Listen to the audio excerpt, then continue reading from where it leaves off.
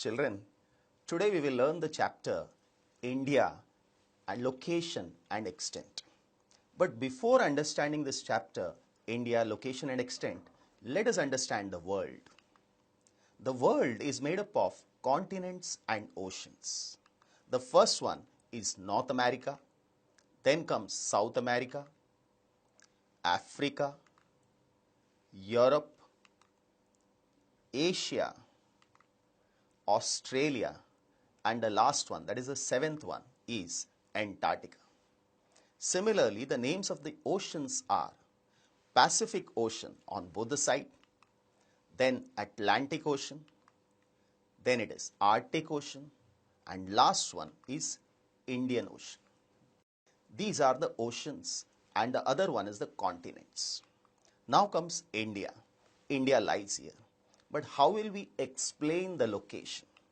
First thing is, India lies in the northern hemisphere. Why do we tell this? The reason is it is above the equator. So we say it lies in the northern hemisphere.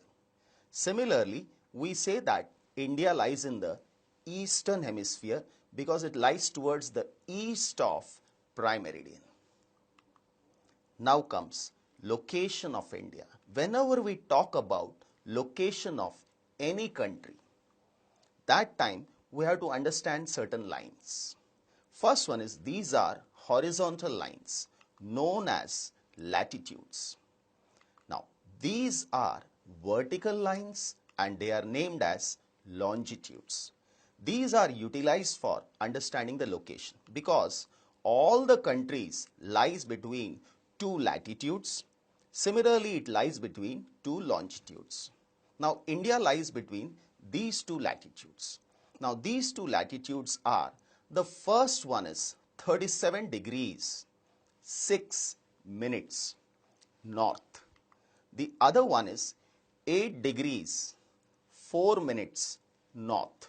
North here means India completely, whether the northern part or the southern part, lies in the northern hemisphere because we have seen that it lies above the equator.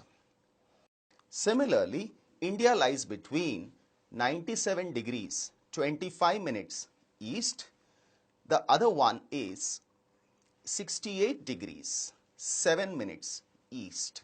We have seen that India lies completely in the eastern hemisphere, so we use these two units, 97 degrees and 25 minutes. Then comes these regions. This line, that is Tropic of Cancer, passes through the middle of India.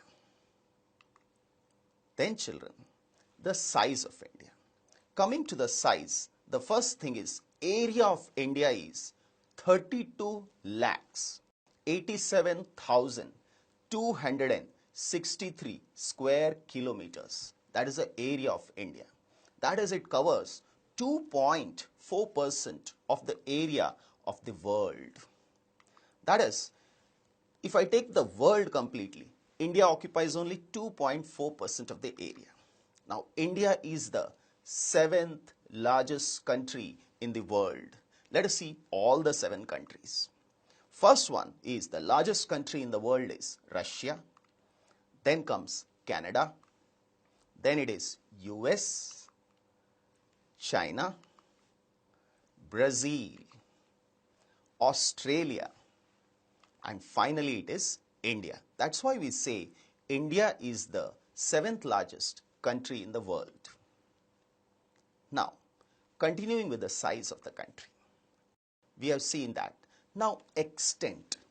Extension here means, first of all, it is east to west. East to west, the distance is 2,933 kilometers. Similarly, the north-south distance is 3,241 kilometers. Now coming to the border of the country. First of all, the land boundary. The land boundary in this area means the boundary of our country with other countries.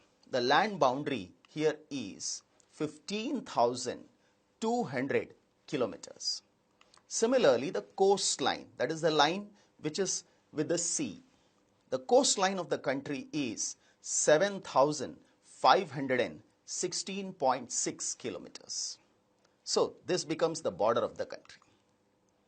Now, the next thing about the country is divisions, political divisions. This is required for administration of the country. Now we have, first of all, 28 states. Then comes 7 union territories. Union territories are much smaller than the state. Union territory is a type of administrative division, but it does not get the status of a state. Then the 7 union territories in our country. First one is Delhi. After Delhi, the next one is Diu, Daman, Dadra and Nagar Haveli, Lakshadweep. Lakshadweep is an island. Then it is Andaman and Nicobar, Andaman and Nicobar Islands. And one more is Puducherry. These are the 7 union territories of our country.